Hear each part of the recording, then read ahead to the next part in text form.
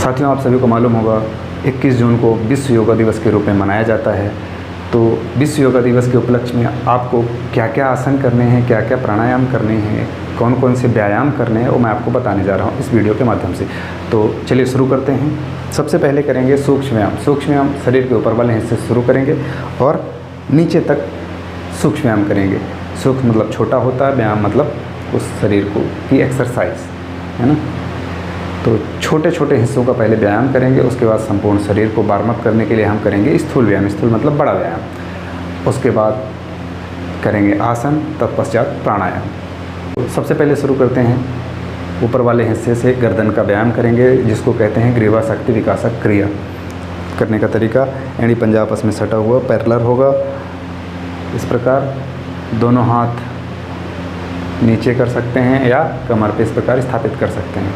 यहाँ से लंबी गहरी सांस लेंगे। सांस छोड़ते हुए गर्दन को नीचे की तरफ झुकाएंगे, लेते हुए पीछे, आंखें खुली रखेंगे, छोड़ते हुए आगे।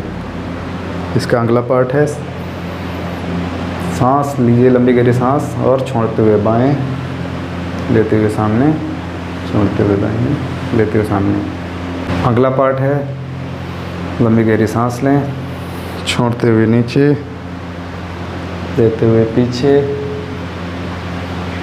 फिर छोड़ते हुए आगे, फिर यहीं से पुनः वापस जाएंगे। सांस लेते हुए पीछे, लेते हुए आगे। ध्यान रखने वाली बात है, जब भी आप सर्कल देते हैं तो गर्दन को इतना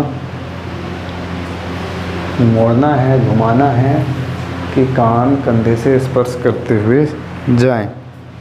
ये था ग्रीवा शक्ति विकासक क्रिया। इस क्रिया को करने से कंठमाला, टॉन्सिल्स, गलागंड, मोटापा आदि समस्याएं दूर होती हैं। स्वर मधुर व सुरीला बनता है। ग्रीवा शक्ति के बाद अगला करेंगे वक्षस्थल शक्ति विकासक क्रिया।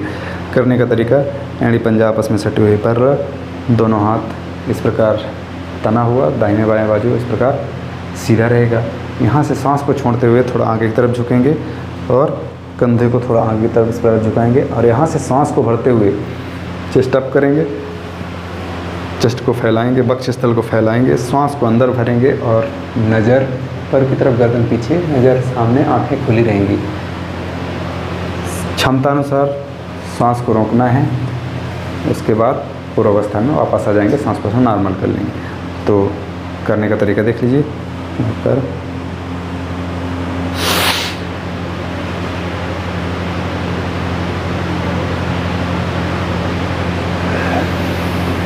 धीरे धीरे पूर्वावस्था में वापस आ जाएंगे। पुनः करेंगे, हल्का आगे झुके, कंधों को लूज छोड़ा और झटके से सांस को भरते हुए पीछे की तरफ जाएंगे। दोनों हाथों को पीछे की तरफ इस प्रकार तान के रखेंगे। क्षमता अनुसार रुकना है, तत्पश्चात पूर्वावस्था में वापस आ जाना है। क्रिया को करने से वक्षस्थल सुंदर सुडौल मजबूत दिखती है, छाती में चौड़ा और मजबूती आती है। वक्षस्थल संबंधित जो भी विकार हैं वो दूर होते हैं, जैसे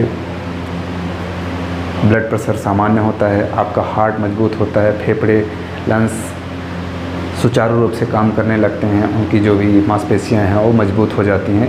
बीपी, ब्लड प्रेशर के रोगियों के लिए ख़ास तौर से बहुत ही लाभदायक क्रिया है। अगला है उदर शक्ति विकासक क्रिया। उदर मतलब पेट होता है, तो पेट का हम सूक्ष्म व्यायाम करेंगे। करने का तरीका, समावस्था में खड़े हो जाएंगे और लंबी गहरी सांस लेकर पेट को फुलाएंगे और सांस को छोड़ते हुए पेट को पीठ की तरफ पिचकाएंगे, चिपकाना है और क्षमतानुसार रोकना है।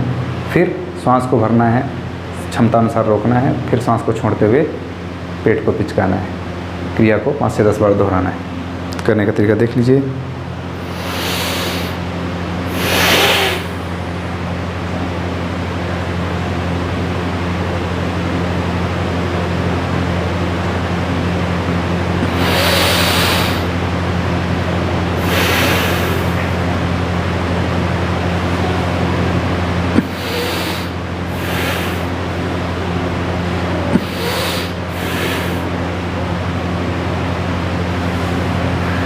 ये था उदर शक्ति विकासक क्रिया। उदर से संबंधित जो भी विकार हैं सभी विकारों को दूर करता है। सभी विकार के लिए उदर शक्ति विकासक क्रिया लाभदायक है। आपका डाइजेशन फास्ट हो जाएगा, मल त्याग में आसानी होगी। अगला है कटी शक्ति विकासक क्रिया। कटी मतलब कमर होती है। कमर को मजबूत करने के लिए, व्यायाम देने के लिए हमने कटी शक्ति विकासक क्रिया करनी होती है। करने का तरीका एड़ी पंजा पैरलर इस प्रकार कथ के मुताबिक खुला होगा। सांस को लेते हुए दोनों हाथ सामने, सांस को छोड़ते हुए बाएं की तरफ जाएंगे। सांस लेते हुए सामने, छोड़ते हुए दाहिने, लेते हुए सामने और छोड़ते हुए नीचे पूर्वावस्था में वापस जाएंगे। ध्यान रखना है कमर के नीचे वाले हिस्से का मूवमेंट नहीं होगा, कमर के ऊपर वाले हिस्से का मूवमेंट होगा। खास तौर से कमर से ही ट्विस्टिंग करनी है, कमर से ही मोड़ना है, निचोड़ना है कमर को, है ना। ये सांस प्रश्वास का ध्यान रखना है। दाहिने में बाएं जाती है तो सांस को छोड़ना है, सामने आती है तो लेना है।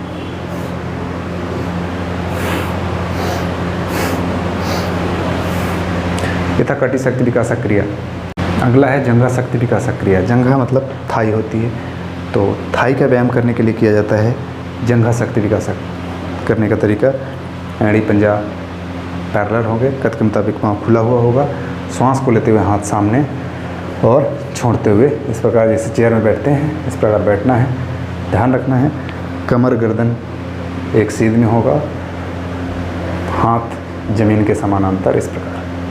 क्षमता अनुसार रुकना है। सांस लेते हुए वापस, फिर छोड़ते हुए नीचे, वापस। देख लीजिए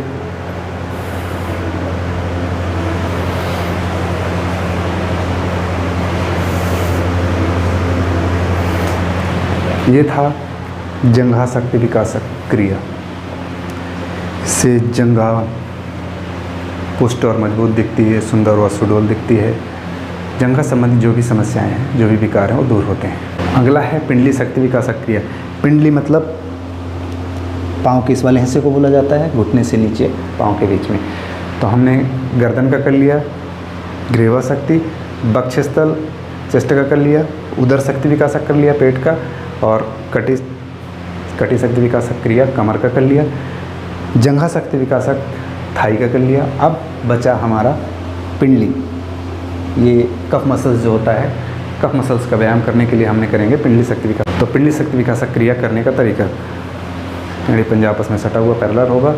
श्वास को लेते हुए हाथ सामने, जमीन के समानांतर पैरेलल, और अंगूठा फोल्ड, चारों उंगलियां ऊपर से मुट्ठी बंद। श्वास को छोड़ते हुए नीचे की तरफ बैठेंगे इस प्रकार, और श्वास लेते हुए ऊपर, श्वास को रोक के हाथों का सर्कल देंगे। हाथों को इस प्रकार सामने लाएंगे बाजू में, और झटके के साथ सांस और दोनों हाथ की मुट्ठियों को इस प्रकार सामने की तरफ फेंकेंगे। एक बार सर्कल ऊपर से देना है, एक बार सर्कल नीचे से देना है। तो चलिए करके बताते हैं। ये हमने समावस्था में खड़े हो गए, हाथ सामने पैरेलल, अंगूठा फोल्ड, चारों उंगली ऊपर से मुट्ठी बंद। सांस लेते हुए, ये सांस को छोड़ते हुए नीचे,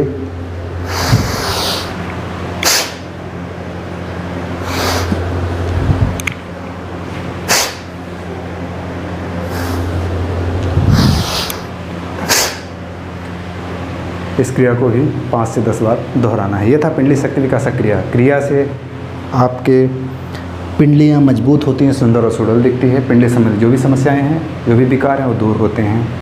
तो ये थे सूक्ष्म व्यायाम।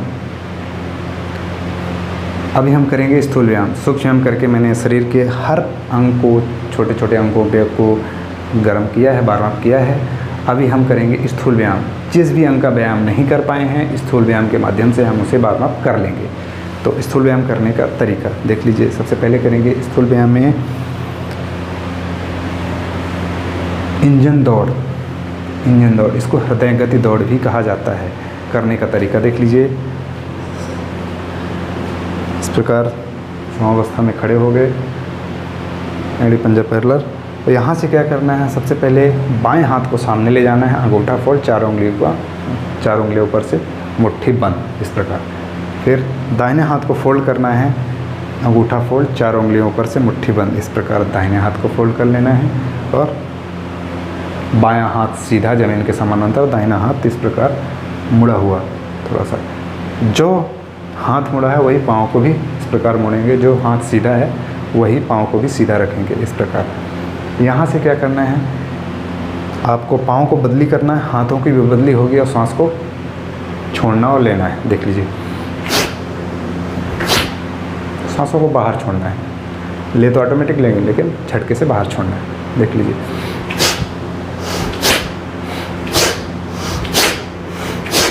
धीरे धीरे स्टार्ट करना है। जब आप पूरा पिकअप में आ जाएंगे तो कोशिश करना है कि एड़ी को हिप में मारना है, एड़ी को आपका इस वाले हिस्से को हिप में टच करना है और क्रिया को धीरे धीरे स्टार्ट करना है और बीच में फास्ट करनी है और फिर धीरे धीरे बंद करना है। जैसे इंजन स्टार्ट होता है वैसे ही आपको इंजन दौड़ को स्टार्ट करना है। इसको हृदयगत दौड़ भी बोलते हैं, इसीलिए कि जब आप इस क्रिया को करते हैं तो आपकी धड़कन बहुत फास्ट हो जाती है, धक धक धक धक धक धक। तो चलिए शुरू करते हैं।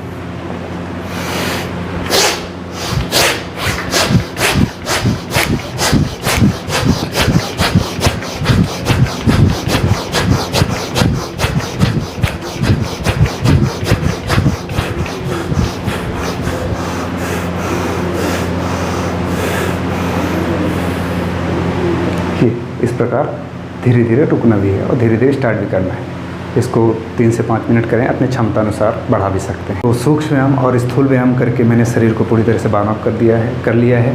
अभी हमारे शरीर में पसीना आ चुका है, शरीर वार्म अप हो चुका है। हम आसन करने के लिए पूरी तरह से हमारा शरीर रेडी हो चुका है। तो सबसे पहले करेंगे ताड़ासन। ताड़ासन, एड़ी पंजा पैर आपस में सटे हुए, सांस को लेते हुए दोनों हाथ को इस प्रकार ऊपर उठाएंगे, हथेलियों को आपस में, उंगलियों को आपस में फंसाएंगे, हथेली को इस प्रकार ऊपर की तरफ आसमान की तरफ खोलेंगे और सांस लेते हुए, भरते हुए, रोकते हुए सांस को, एड़ी को उठा लेंगे, नज़र सामने, कोई भी एक स्थिर बिंदु को चुन लेंगे, उसको अपलक देखेंगे ताकि शरीर का संतुलन बना रहे। शरीर को पूरी तरह से तानेंगे, कोशिश करना है उंगलियों पे सवार होने की।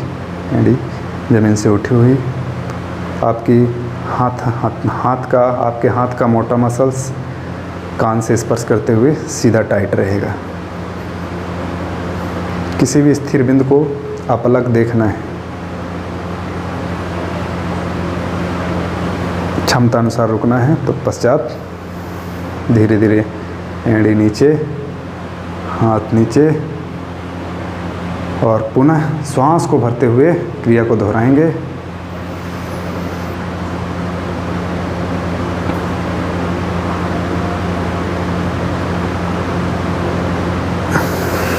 छोड़ते हुए नीचे और हाथ को पूर्वावस्था में वापस ला लेंगे, हाथ खोलेंगे। ये था ताड़ासन। ताड़ासन इसे कहते हैं क्यों है, आसन के पूर्णावस्था में जब हम आते हैं तो इसकी आकृति ताड़ के पेड़ जैसे दिखती है, इसीलिए इसको कहते हैं ताड़ासन। ताड़ासन के लाभ हैं बच्चों के लिए, ख़ास तौर से जो भी बच्चे हैं जिनकी हाइट नहीं बढ़ रही है वो ताड़ासन करें, उनकी हाइट ज़रूर बढ़ेगी। ख़ास तौर से बच्चों के लिए बहुत ही लाभदायक है। हर बच्चों को यही राय दूंगा कि सभी बच्चे ताड़ासन जरूर करें, इससे संतुलन बनता है शरीर में और आपकी स्मरण शक्ति भी बढ़ती है, शरीर के हर अंग को व्यायाम जाता है। ये था ताड़ासन। अगला आसन करेंगे वृक्षासन। करने का तरीका इस प्रकार खड़े हो जाएंगे, एड़ी पंजा पैर करके। सबसे पहले दाहिने पाँव को उठाकर आपके जंघा मूल के पास स्थापित करेंगे। कैसे, देख लीजिए, इस प्रकार एड़ी को पकड़िए और ऐसे एड़ी ऊपर, पंजे नीचे की तरफ झुके हुए और आपका ये जो घुटना है पाँव को इस प्रकार कंधे के सीध में रखेंगे। यहाँ से श्वास को लेते हुए हाथ ऊपर उठाएंगे और इस प्रकार हथेलियाँ आपस में जुड़ी हुई प्रणाम मुद्रा जैसे, आपका हाथ का मोटा मसल्स कान से स्पर्श करते हुए सीधा। इसमें भी किसी एक स्थिर बिंदु को चुन लेना है, उसमें अपलक देखना है, श्वास प्रश्वास नॉर्मल कर सकते हैं।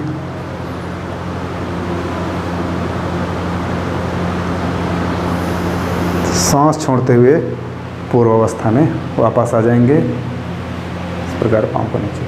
अब पाँव को बदली करेंगे, सेम बाएं पाँव से करेंगे।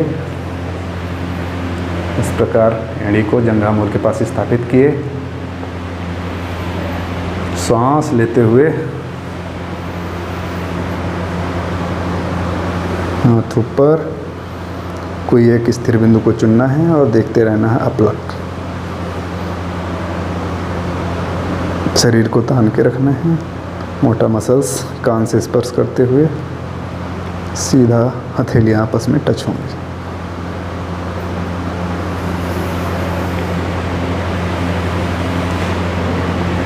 ये था ताड़ासन। इसे ताड़ासन क्यों कहते हैं? सॉरी, ये था वृक्षासन। इसे वृक्षासन क्यों कहते हैं? जब हम पूर्णावस्था में आ जाते हैं तो इस आसन की आकृति वृक्ष जैसे प्रतीत होती है, इसीलिए इसे वृक्षासन कहते हैं। इस आसन के भी वही लाभ हैं, लगभग मिलते जुलते ताड़ासन के जैसे।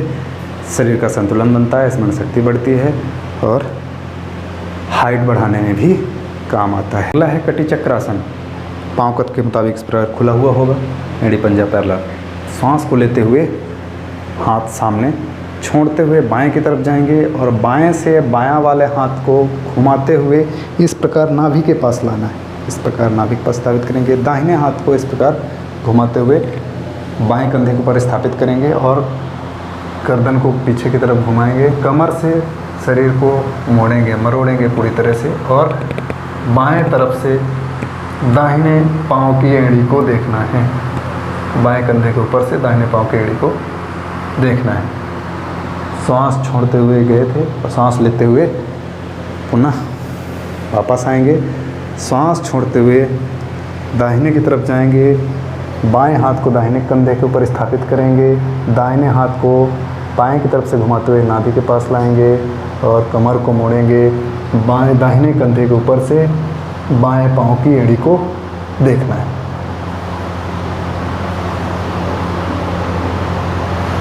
कमर को पूरी तरह से मरोड़ना है। सांस छोड़ते हुए गए थे, लेते हुए पुनः वापस क्रिया को समाप्त करेंगे। ये था कटी चक्रासन। कटी मतलब कमर होता है, कमर से संबंधित यह आसन है। खास तौर से इस आसन से कमर की जो भी एक्स्ट्रा चर्बी है यहाँ जो बढ़ जाती है, वो सारी चर्बी धीरे धीरे धीरे करके पिघल जाती है।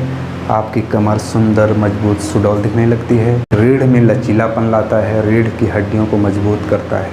यह आसन खास तौर से रीढ़ के रोगियों के लिए, मेरुदंड के रोगियों के लिए बहुत ही लाभदायक है। तो यह था कटी चक्र। पार्श्व कोण आसन करने का तरीका, पाँव को कद के मुताबिक खोल लेंगे, दोनों छोर मैट के दोनों छोर पे इस प्रकार पाँव को पूरी तरह से खोल लेंगे और सांस को लेते हुए दोनों हाथ को ऊपर, सबसे पहले बाएं की तरफ जाएंगे और जिधर ही जाएंगे उस पाँव को सबसे पहले घुमा लेना है सीधा। ये पाँव सीधा घूम जाएगा, पाँव मुड़ेगा नहीं कहीं। सांस को छोड़ते हुए बाएं की तरफ झुकेंगे, हथेली ऊपर, इस प्रकार बाएं पाँव के बगल में बाएं हथेली को ज़मीन में इस प्रकार स्थापित करेंगे। पाँव फोल्ड, घुटना फोल्ड नहीं होगा और हथेली ज़मीन में स्थापित। नज़र गर्दन को ऊपर की तरफ घुमाएंगे, नज़र सामने हथेली की तरफ देखेंगे। दाहिना हाथ सीधा ऊपर आसमान की तरफ। कमर से शरीर को मोड़ना है और हथेली को पूरी तरह से देखना है। फिर पुनः सांस लेते हुए हाथ को सबसे पहले ऐसे लाएंगे, वापस पाँव को सीधा करेंगे। दाहिने तरफ जाना है तो दाहिने पाँव को इस प्रकार फोल्ड करेंगे, सीधा करेंगे और दाहिने की तरफ झुकेंगे। हाथ को धीरे धीरे ज़मीन पे टच करेंगे ले जाके और बाएं हाथ को आसमान की तरफ, गर्दन कमर से मोड़ के गर्दन को ऊपर की तरफ ले जाना है और बाएं हाथ की हथेली को देखना है। शरीर के इस वाले हिस्से को मरोड़ना है ना, चेस्ट को नीचे से ऊपर लेके आना है, हाथ सामने। ध्यान रखने वाली बात, आपके जो घुटने हैं टाइट रहेंगे दोनों पाँव के, दाहिनी जिस तरफ झुकेंगे वो पाँव आपका सीधा रहेगा, हथेली उसके बगल में स्थापित होगी, दूसरा पाँव पैरेलल होगा। जी, श्वास छोड़ते हुए पूर्वावस्था में वापस आ जाएंगे। ये था पार्श्व कोणासन।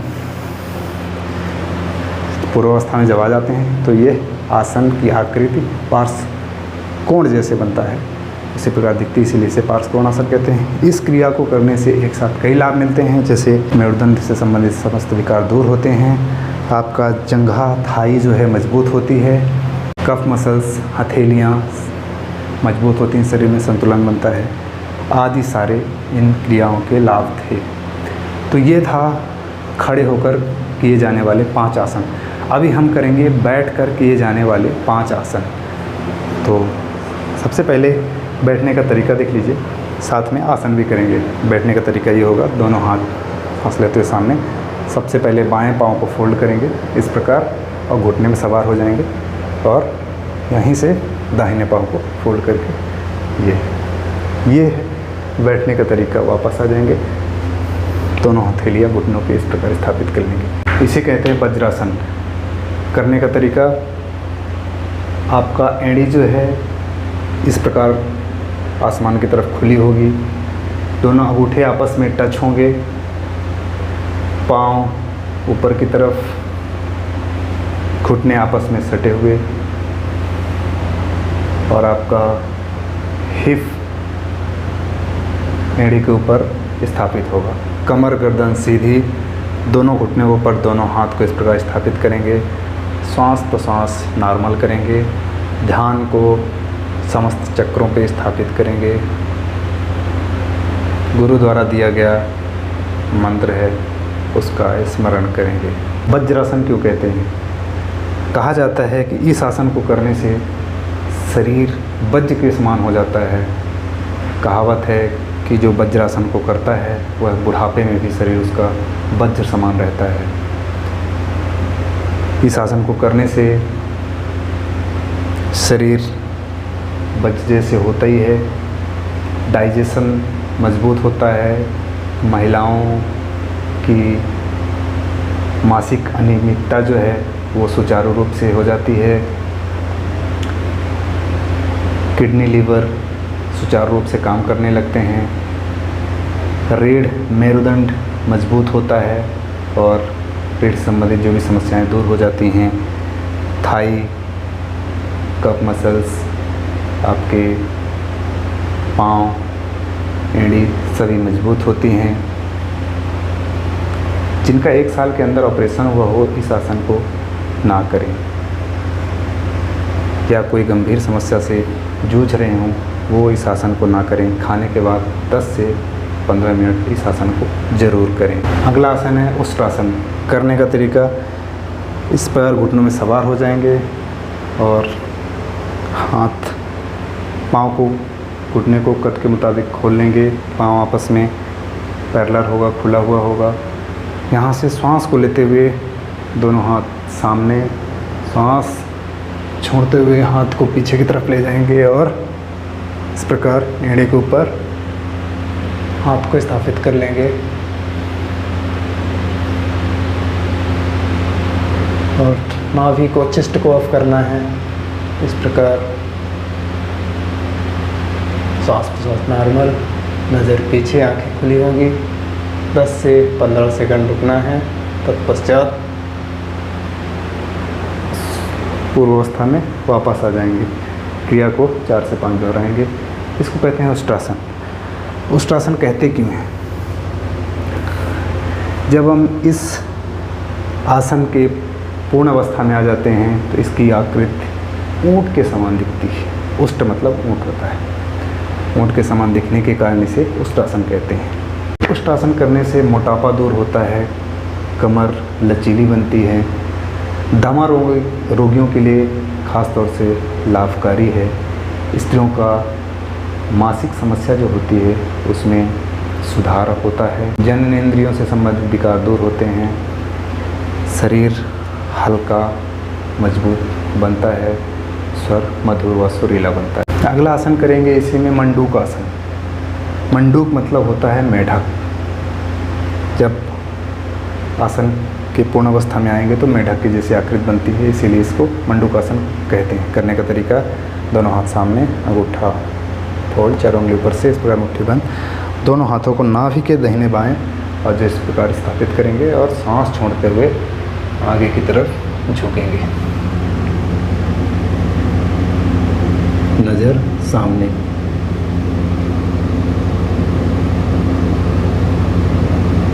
आपके मुट्ठी में धड़कन महसूस होगी, उसको महसूस करना है। क्षमता अनुसार रुकना है। पुनः सांस लेते हुए पूर्व अवस्था में वापस आ जाएंगे। फिर लंबी गहरी सांस लेंगे और सांस को छोड़ते हुए नीचे की तरफ झुकेंगे। हाथों में धड़कन को महसूस करना है नाभि के पास। यह था मंडूक आसन। मंडूक आसन इसे कहते क्यों है? क्योंकि जब हम आसन के पूर्ण अवस्था में आते हैं तो मेढक जैसी आकृति बनती है। मंडूक मतलब होता है मेढक। मेढक जैसी आकृति होने की वजह से इसे मंडूक आसन कहते हैं। इस आसन से उदर संबंधी सभी विकार दूर होते हैं। खास तौर से मधुमेह या शुगर से पीड़ित लोग इस आसन को करें, उनको बहुत लाभ मिलेगा। जननेंद्रियों से संबंधित जो भी विकार दूर होते हैं, मासिक समस्याएं सुचारू हो जाएंगी। कमर में या शरीर में जमा अतिरिक्त चर्बी दूर होती है। इस आसन को गर्भवती महिलाएं ना करें, या जिनका 1 साल के अंदर ऑपरेशन हुआ हो, बड़ा ऑपरेशन, वो ना करें। ये था मंडूक आसन करने की विधि, लाभ, सावधानी। अभी करेंगे पद्मासन। पद्मासन करने के लिए दोनों हथेलियों को बाएं घुटनों के बगल में इस प्रकार स्थापित करेंगे और इस प्रकार बैठ जाएंगे ज़मीन में, और दोनों पाँव को सामने ले जाते हुए ये सामने ले जाकर इस प्रकार खोल देंगे। इसको कहते हैं दंडासन। पद्मासन करने का तरीका, कोई भी एक पाँव सबसे पहले फोल्ड करेंगे। तो हम शुरू करते हैं बाएं पाँव से। सबसे पहले बाएं पाँव को फोल्ड करके इस प्रकार दाहिने जंघा मूल के ऊपर स्थापित कर देंगे। फिर दाहिने पाँव को फोल्ड करके इस प्रकार उठाते हुए बाएं जंघा मूल के ऊपर स्थापित करेंगे। यह है पद्मासन। कमर गर्दन इसमें सीधी कर लेना है। देख लीजिए, यह है पद्मासन। पद्म मतलब होता है कमल। कमल की आकृति बनती है, इसलिए हम इसको पद्मासन कहते हैं। करने का तरीका, इस प्रकार पाँव को स्थापित कर लेंगे। कोई भी एक मुद्रा, ज्ञान ध्यान चिन्ह मुद्रा में इस प्रकार बैठ जाएंगे। कमर गर्दन सीधी, श्वास प्रश्वास नॉर्मल, आंखें कोमलता से बंद। ध्यान को सभी चक्रों पे ले जाएंगे।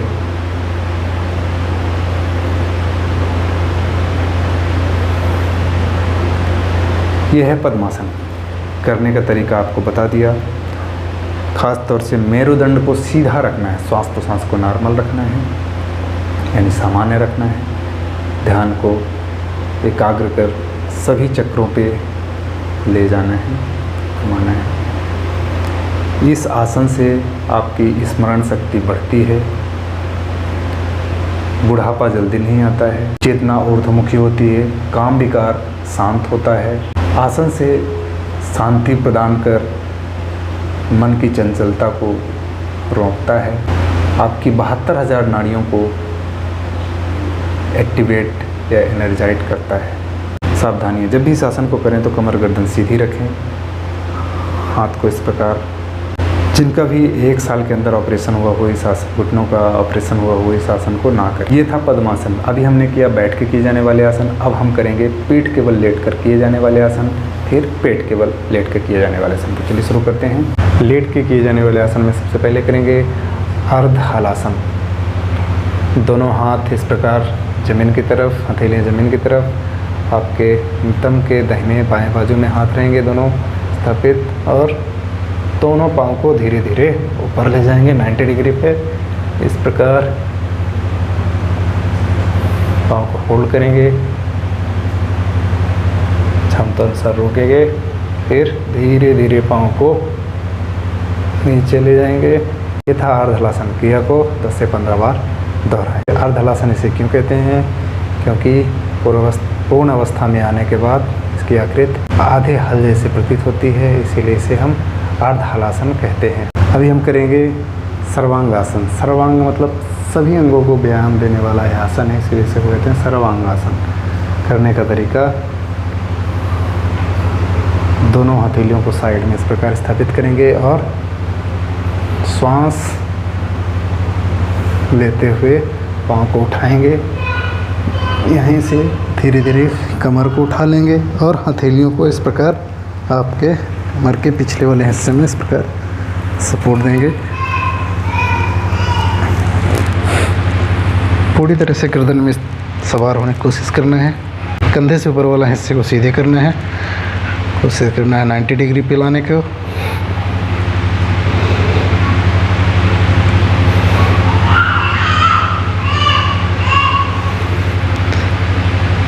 क्षमता अनुसार रुकना है। धीरे धीरे सबसे पहले कमर वाले हिस्से को जमीन पे स्थापित करना है। धीरे धीरे पाँव को इस प्रकार जमीन पे ला देना है। शरीर को ढीला छोड़ देना है। श्वास प्रश्वास नॉर्मल। ये था सर्वांगासन। इनके लाभ हैं बालों का असमय पकना या झड़ना, आँखों की रोशनी कम होना, कानों में कम सुनाई देना आदि सारी समस्याओं को दूर करता, आदि समस्त विकारों को दूर करता है। गर्दन पुष्ट और मजबूत करता है। यहीं से करेंगे सेतु बंधासन। सेतु बंधासन करने का तरीका, दोनों पाँव को इस प्रकार फोल्ड करेंगे। पाँव के टखने को इस प्रकार पकड़कर और कमर को ऊपर उठाएंगे। ये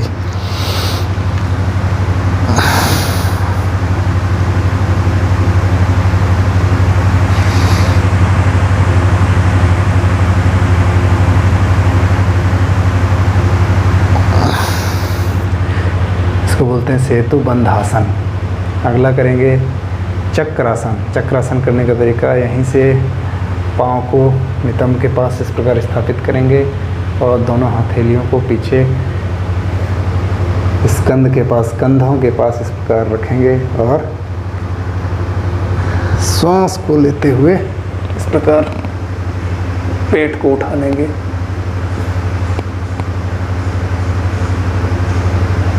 क्षमता अनुसार रुकना है, श्वास छोड़ते हुए पूर्वावस्था में वापस आ जाना है। ये था चक्रासन।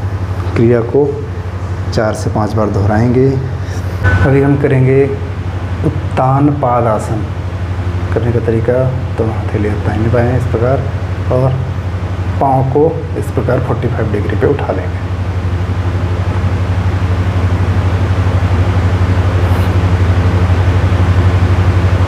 सांस छोड़ते हुए धीरे धीरे नॉर्मल।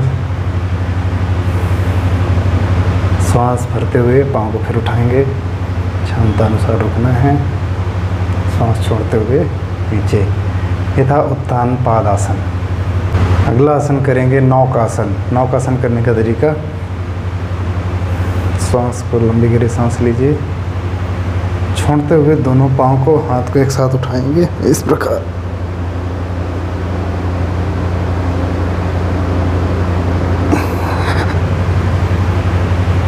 लेते हुए पूर्वावस्था में सांस नॉर्मल।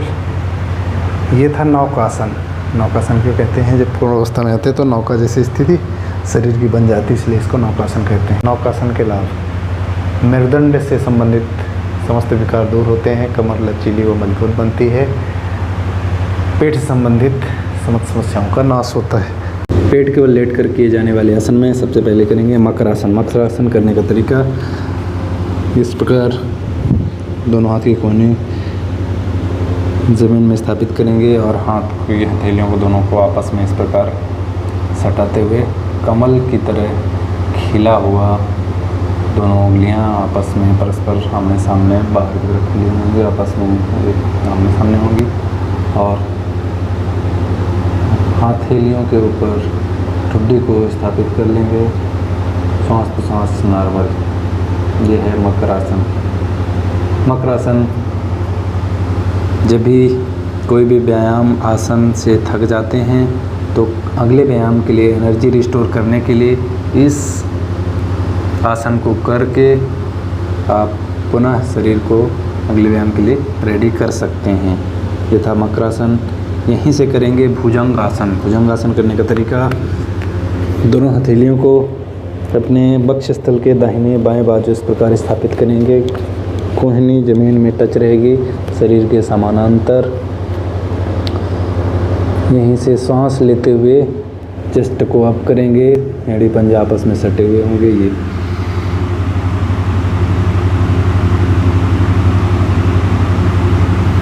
ये है भुजंगासन। भुजंगासन क्यों कहते हैं? क्योंकि जब भुजंगासन के पूर्ण अवस्था में आ जाते हैं तो शरीर की आकृति भुजंग यानी सांप होती है, सांप जैसे दिखाई देती है, इसलिए इसको भुजंगासन कहते हैं। अगला आसन है धनुरासन। धनुरासन करने के लिए हथेलियों से पाँव के टखने को इस प्रकार पकड़ लेंगे और सांस लेते हुए इस प्रकार उठ जाएंगे। पाँव आपस में खुले हुए होंगे, नाभि केवल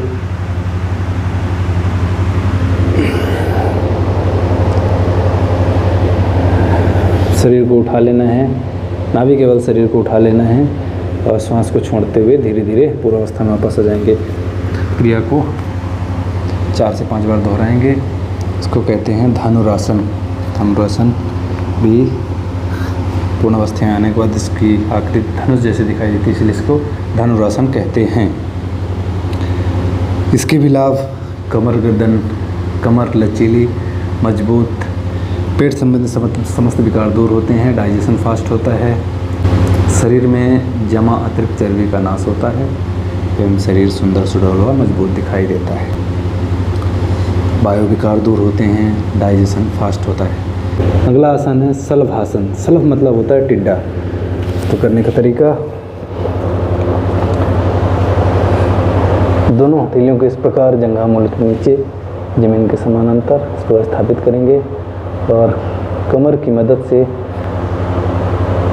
कमर के नीचे वाले हिस्से को ऊपर की तरफ टाइट करके उठा देंगे। ये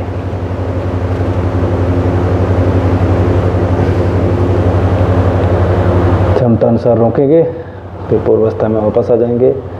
ध्यान रखने की वाली बात, जब भी पाँव उठाते हैं तो पाँव को फोल्ड, घुटने से फोल्ड नहीं होगा, पाँव तना हुआ सीधा होगा, पंजे बाहर की तरफ खींचे हुए होंगे, श्वास प्रश्वास नॉर्मल।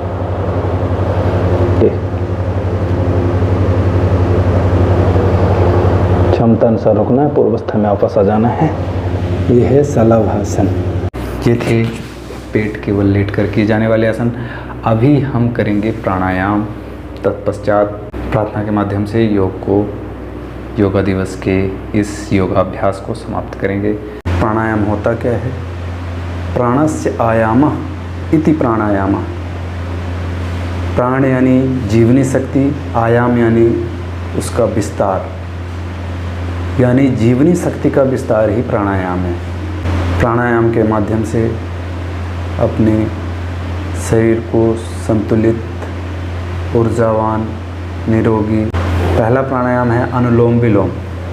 अनुलोम विलोम करने का तरीका क्या होता है? सबसे पहले किसी भी एक आसन में बैठ जाएंगे। पद्मासन, अर्ध पद्मासन, सुखासन या वज्रासन, या जो बूढ़े बुजुर्ग हैं बैठ नहीं सकते हैं वो चेयर पे भी बैठ के कर सकते हैं, खड़े होके भी कर सकते हैं। वैसे पद्मासन में अगर करेंगे तो आपको ज़्यादा लाभ मिलेगा। करने का तरीका, पद्मासन में बैठ गए, कोई भी एक मुद्रा लगा लेंगे जिसको कहते हैं ज्ञान मुद्रा,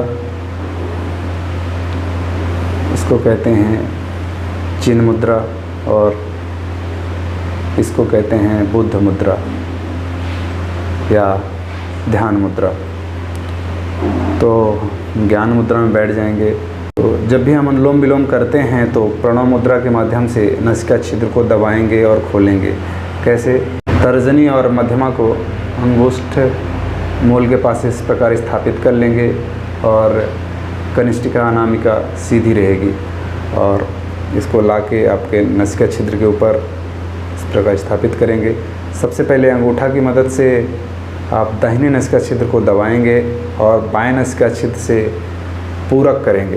पूरक यानी सांस को अंदर लेना, रेचक यानी सांस को छोड़ना। तो सबसे पहले बाएं नासिका छिद्र से सांस को अंदर लेंगे धीरे धीरे, आंखें कोमलता से बंद रहेगी। फिर सांस भरने के बाद बाएं नासिका छिद्र को दबाते हुए कनिष्ठिका और अनामिका की मदद से बाएं नासिका छिद्र को दबा लेंगे और दाहिने नासिका छिद्र को खोल देंगे और उसी गति से धीरे धीरे श्वास को दाहिने नासिका छिद्र से बाहर निकाल देंगे। पुनः जिस नासिका छिद्र से आपने बाहर निकाला है, जैसे मैंने दाहिने नासिका छिद्र से भी बाहर निकाला है, तो दाहिने नासिका छिद्र से ही पुनः वापस लेंगे और बाएं नासिका छिद्र से फिर वापस बाहर निकाल देंगे। फिर बाएं से ही वापस लेंगे।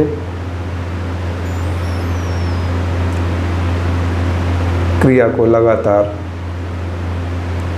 5 से 10 मिनट अपनी क्षमता अनुसार करें।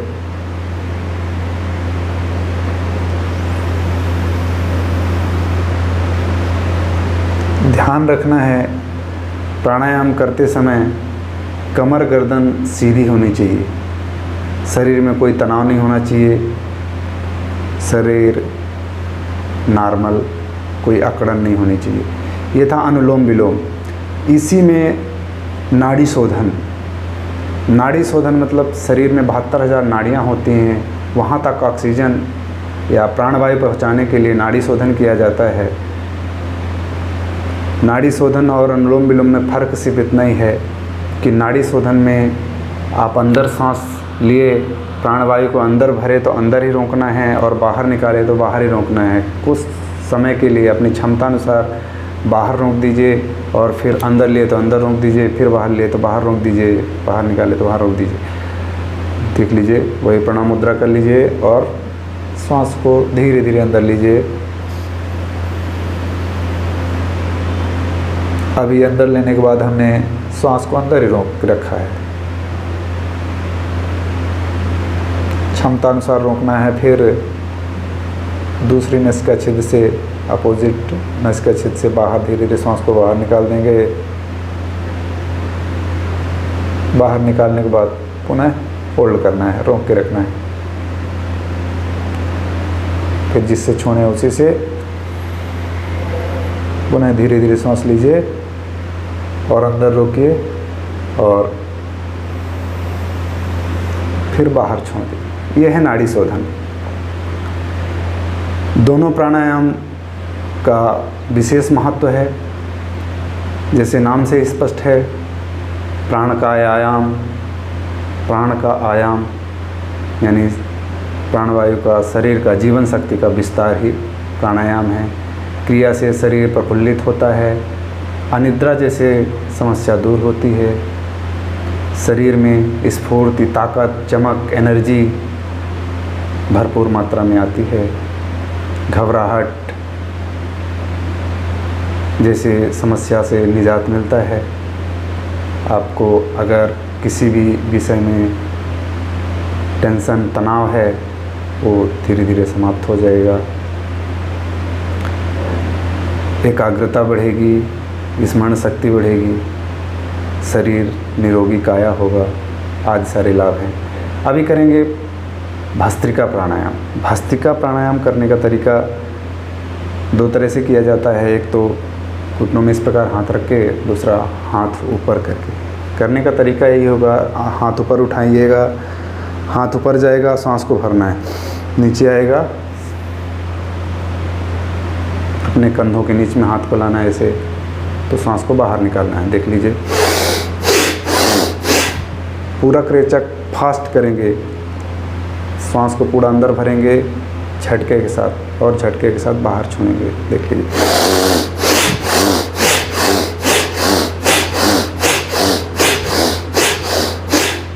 भस्त्रिका प्राणायाम से आपका शरीर कुछ समय के लिए शून्य हो सकता है, आपके विचार एकदम शून्य हो सकते हैं। आपका मन कितना भी चंचल हो, कितना भी भटक रहा हो, कहीं भी सोच रहे हैं, कितनी भी बड़ी समस्या हो, टेंशन हो, भस्त्रिका प्राणायाम लगातार 2 से 5 मिनट क्षमता अनुसार करना है। इस बीच में आपका जो मन की चंचलता है वो शून्य हो जाएगी। आप चाह के भी दूसरी चीज़ें नहीं सोच पाएंगे। शरीर एकदम शून्य होगा, झनझनाहट हो जाएगी माथे पे, और आपका माइंड जो है ना इधर उधर जो घूम रहा है वो स्थिर हो जाएगा। ख़ास तौर से अनिद्रा की जिसको समस्या है, जो गोली लेके सोते हैं, भस्त्रिका प्राणायाम कर लें, उनको गोली लेने की ज़रूरत नहीं पड़ेगी, गहरी निद्रा आएगी। तो ये था भस्त्रिका प्राणायाम।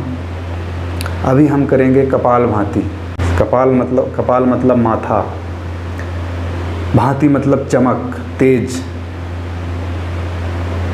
यानी सूरज की तरह तेज अगर चाहिए, माथे में चमक चाहिए, फेस में चमक चाहिए, तो आप कपालभाति करिए। कपालभाति से आपका डाइजेशन फास्ट होगा, शरीर में एक जमा चर्बी पिघल कर बाहर होगी, शरीर हल्का, फुर्तीला, सुडौल, सुंदर बनेगा। करने का तरीका, कमर गर्दन सीधी, कोई भी एक मुद्रा में बैठ जाइए, पद्मासन लगा लीजिए, नहीं तो आप सुखासन या अर्ध पद्मासन में भी कर सकते हैं।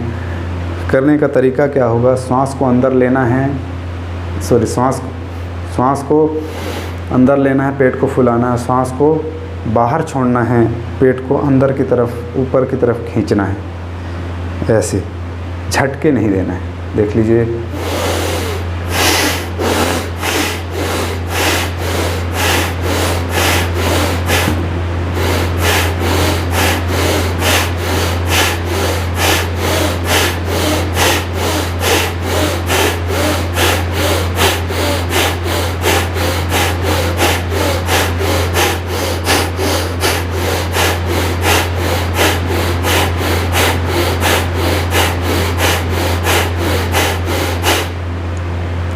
स्पीड को 1 मिनट में 100 बार कर सकते हैं, और नहीं कर पा रहे हैं तो स्लो भी करेंगे तो चलेगा, लेकिन झटके नहीं देने हैं।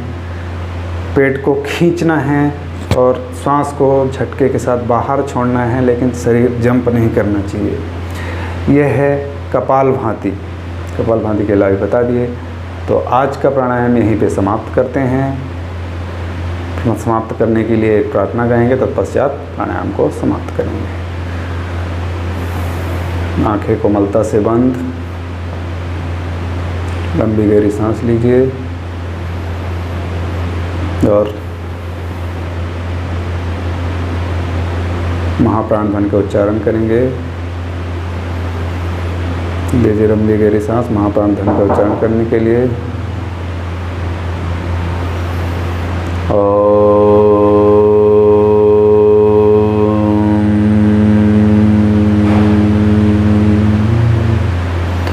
सर्वे भवन्तु सुखिनः, सर्वे सन्तु निरामया, सर्वे भद्राणि पश्यन्तु,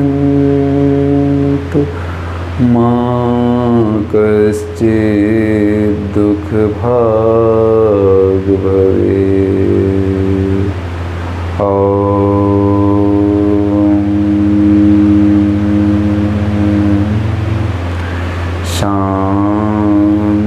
शांति शांति